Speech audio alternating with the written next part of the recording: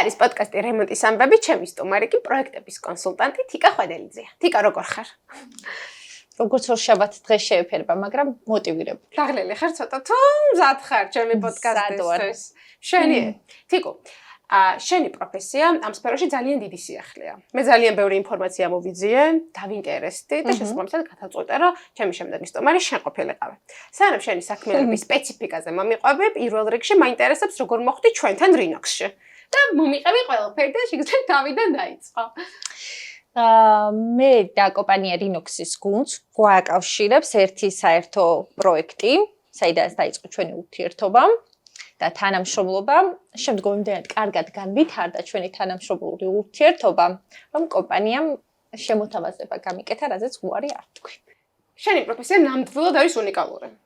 მე მაინტერესებს, რატომ თქვი, რომ უნიკალურია და რა ხდის ამ პროფესიას შენი გადმოსახედიდან უნიკალურს? უნიკალური არის, ვინაიდან მე ვარ უნიკალური და ჩემი პროფესია. შენ არ ხარ უნიკალური თიკა. ჩემი პროფესია მეც ესე ვთვლი, რომ არის უნიკალური, ვინაიდან არც ერთ სხვა კომპანიას საქართველოს ბაზარზე არ ჰყავს მსგავსი პოზიციის ადამიანი. და იცი რა მაინტერესებს, რას მოიცავს შენი პროფესია, რას აკეთებ ჩვენთან რინოქსში და რა არის შენი საქმიანობის, ასე ვთქვათ, მთავარი ნიშა? კომპანია რინოქსი არის სამი სხვადასხვა მიმართულების წარმოდგენილი საქართველოს ბაზარზე. ეს არის დიზაინი, რემონტი და აბეჯი და მე ვეხმარებით ამ მკვეთს, ამ სამივე შესახებს მიიღოს ინფორმაცია, ასევე ვეხმარებით ამ მკვეთს, რომ მე პირადად ვასრულებ ნახაზებს, რათა ხმადი იყოს ვიზუალურად გეგმარება თუ როგორ ვაკეთებთ გეგმარებას და რა გვაქვს ჩანაფიქრი და ამასთან ერთად ვაკეთებთ ერთ საბიუჯეტო ფაილს, რაც ეხმარება დამკვეთს, მაგალითად, დიზაინ პროექტის გარეშე შევასრულოთ ნებისმიერი პროექტი. ანუ თქვენ ითვლით, ესე ვთქვათ, როგორც მივხვდი, ხო? ანუ ამ საბიუჯეტო ფაილს შენ ითვლი თავად, ხო, როგორც მივხვდი. იცი რა მაინტერესებს, თუ ყოფილა მსგავსი შემთხვევა, რომ ადგილობრივ ბაზარზე არ მოიპოვება კონკრეტული პროდუქტი, რაც სჭირდება დამკვეთს. მაშინ სად ან როგორ პოულობთ მისთვის სასურველ პროდუქტს და თუ ესე ვთქვათ, შეგიძლიათ ამ პრობლემის გადაჭრა? ხშირ შემთხვევაში დამკვეთებს სურთ ხოლმე, რომ საქართველოს ბაზარზე მოვიძიოთ, მაგრამ არის ხშირად ასევე ისეთი სიტუაციები, როდესაც საქართველოს ბაზარზე რაღაც კონკრეტული ვერ მოვიძიეთ და უცხოეთიდან გვიწევს ჩამოტანა. მაგრამ რაღაც დრო სჭირდება და ამას კონკრეტული დრო სჭირდება, მაგრამ ვინაიდან ხშირ შემთხვევაში ჩვენ რემონტის პროცესსაც წარმართავთ ხოლმე და ვაკეთებთ, ეს არ წარმოადგენს პრობლემას. დამკვეთთან შეთანხმებული გვაქვს ხოლმე ეს დროის ფაქტორიც, ამასთან ერთად ბიუჯეტის ნაწილიც და უპრობლემოდ ჩამოგვაქვს ნებისმიერი რამ, რაც დაკვეთს სურს, ან კიდე დიზაინ პროექტში. ძალიან კარგი. იცი რა მაინტერესებს თიკა, რა გრძნობა, როცა დამკვეთი ზუსტად იმას იღებს, რაც სურდა? ეს ჩემი საყვარელი მომენტია, როდესაც ამ დროს დამკვეთს ყველასთვის საყვარელი მომენტია. ვუყურებ და ვხედავ, რამდენად ბედნიერია და გადამდებია, ხო, ალბათ ეს ემოცია. ამ დროს ორმაგად ბედნიერი ვარ ხოლმე მე, როდესაც ვხედავ ბედნიერ დამკვეთს, ხო და ალბათ ის მომენტი გაქვს, რომ ანუ აი შენი საქმე რომ რაღაც მაქსიმალურად კარგად გააკეთე და თითქოს შენ პროფესიაში უფრო რაღაც შენს ამაყადებს ეს ყველას გვაქვს ხოლმე რა თქმა უნდა ჩვენ პროფესიაში როცა ჩვენი საქმე მაქსიმალურად კარგად არის გაკეთებული მაინც სადაც ყოველთვის გვიხარია ხო კი უზომოდ კი და თუ გქონია საპირისპირო кейსი რომ დამკვეთმა ვერ მიიღო ზუსტად ის რაც სურდა და რაღაცები შესულს მოვიწეო არა მსგავსი кейსი არ მქონია და დავაკაკუნოთ ხო ხეზე ეს ხეა ეს არის ხე მაგრამ კარგი იყოს ეთიკა იცი რა მაინტერესებს კი და აი რამდენი ვილაპარაკე ჩემ პროფესიაზე და ესე ვთქვათ მოვიარეთ ყველაფერი დიზაინის ირგვლივ მაინტერესებს ბავშვობაშიც გინდა და რომ ესე ვთქვათ ეს პროფესია აგერჩია თუ ბავშვობაში უფრო სხვა ინტერესები გქონდა ბავშვობაში ჩემი თავი წარმომედგინა სამედიცინო სფეროში ჯანდაცვის ადმინისტრირება დავამთავრე მაგრამ ეხლა საერთოდ ვერ წარმომიდგენია რომ მაგ სფეროში ვიყო და რა შეგაცვლევინა აზრი როგორ გადმოხვედი სამედიცინო სფეროდან დიზაინის სფეროში არ ვიცი ალბათ ის რომ ყოველთვის მომწონდა რაღაც აი ლამაზ შენობებს როდესაც უყურებდი ლამაზ დიზაინს რომ უყურებდი და რატომღაც გადავწყვიტე რომ ამ ყველაფრის რაღაც შემადგენელი ნაწილი უნდა ყოფილიყავი და მსგავსი საქმის კეთება დამეწყო შესაბამისად ავირჩიე ეს პროფესია და რა არის დიზაინში შენთვის ყველაზე დიდი red flag-ი, რაც შენთვის არის დიდი წითელი ხაზი? გემოვნებაზე არ დაობენ საერთოდ. ესე მიმაჩნია. და შესაბამისად მგონია რომ კი, მაგალითად მე მინიმალიზმი მომწონს, ვიღაცას ეკლექტიკა მომწონს. ამიტომ ინდივიდუალურია ყველაფერი. არ არის დიზაინში. არ არის დიზაინში რაღაც ისეთი, რაც შენ არ მოგწონს პირობითად დამკვეთს ზუსტად ეგ უნდა და შენც რაღაც რჩევის სახით მიგიცია, რომ მოდი შეგვიძლია ესე ამით შევცვალოთ ან რაღაც მსგავსი დიალოგი თუ ყოფილა. მსგავსი დიალოგი კი ყოფილა, მაგრამ უშუალოდ დიზაინ პროექტი ყოველთვის დგება ხოლმე დამკვეთის სურვილების მიხედვით. შესაძლებელია რაღაც ტექნიკურად ან ვიზუალურად არ ჯდებოდეს, მაგრამ რაღაცნაირად ვახერხებ ხოლმე იმდენს, რომ მის დამკვეთის ასაცს ვითვალისწინებ და საბოლოოდ ჩვენი დიზაინ პროექტი ესეთი გამოდის ხოლმე. და ესეთი რომ გამოდის, აი ზუსტად მაგაზე მაქვს ახლა კითხვა. როგორია შენთვის იდეალური დიზაინით გაკეთებული რემონტი? აი ესეთი რომ გამოვიდეს. აი ეს.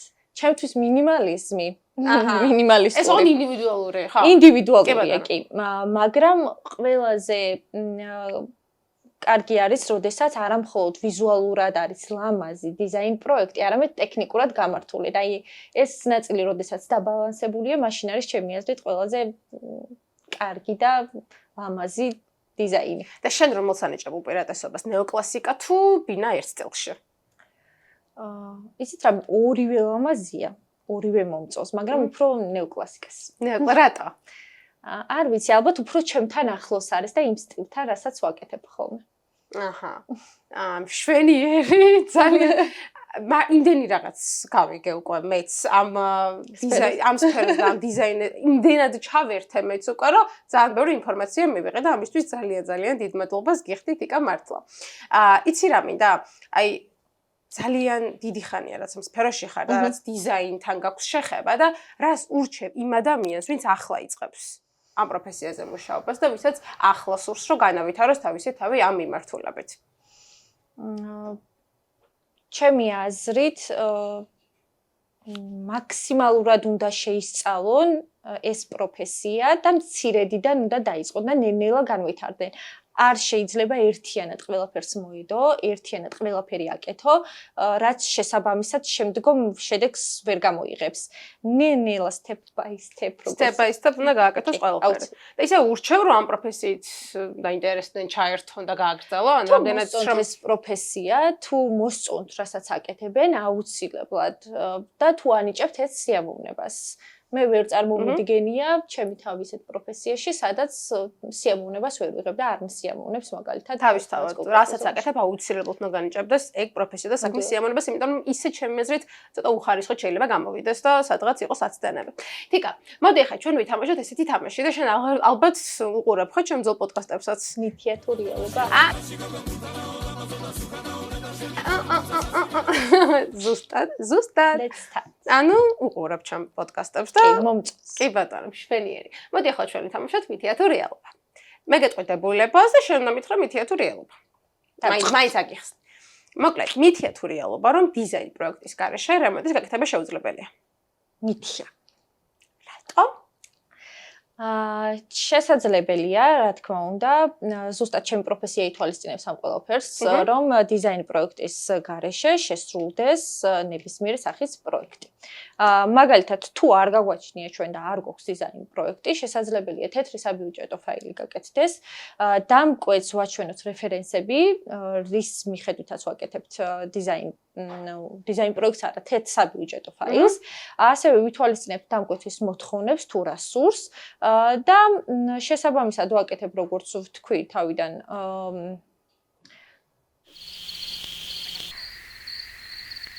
რასაკეთებ? ყველაფერს ვაკეთებ. ვაკეთებ გეგმარებას, ნახაზებს, რომელსაც ვაჩვენებ უკვე დამკვეთს და ამის მიხედვით ვაკეთებთ რემონტსაც და დიზაინ პროექტსაც. კი ბატონო, მაშინ მეორე დებულებას გეტყვი, რაც ძალიან მაინტერესებს.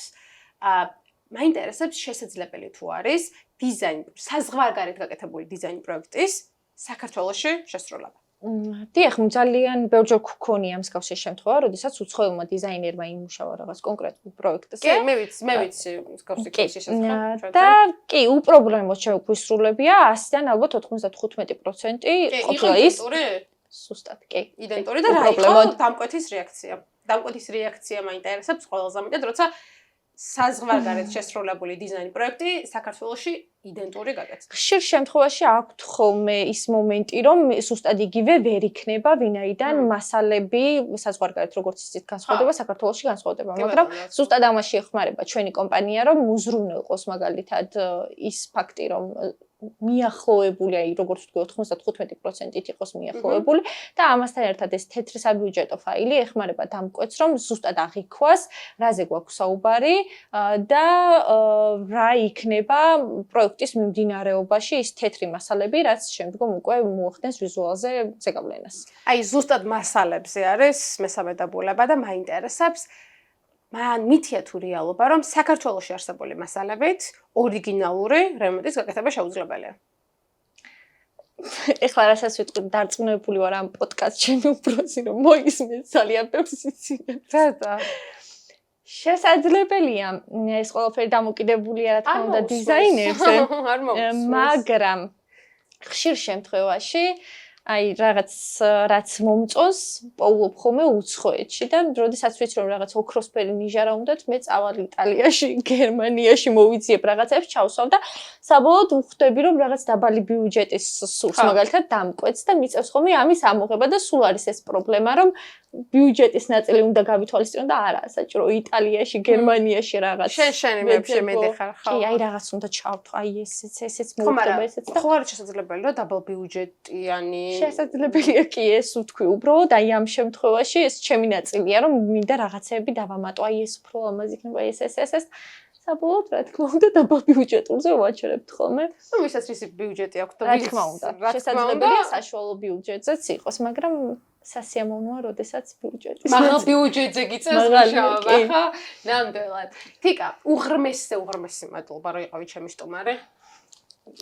ნახოთ, კარგად იყავი. ძალიან დიდი მადლობა რომ იყავი ჩემი სტუმარი. მე პირადად ამ პოდკასტითაც ძალიან ბევრი ინფორმაცია გავიგე და მადლობას გიხდი ამის გამოც და დარწმუნებული ვარ რომ მაყურებელმა ძალიან ბევრი სიახლე გაიგო. მე კი დაგემშვიდობებით და ერთმანეთს შევხვდებით შემდეგ კვირას 12 საათს. სწორია. ნახვამდის.